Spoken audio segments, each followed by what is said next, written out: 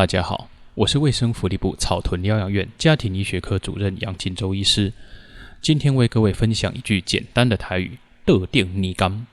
桌顶指的是桌子上，泥是用手指头拿取物品，柑指的是柑嘛，也就是橘子。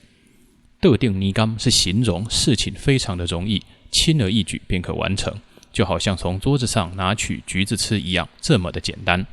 比如说，你今天去考试考了安怎，敢会真歹写？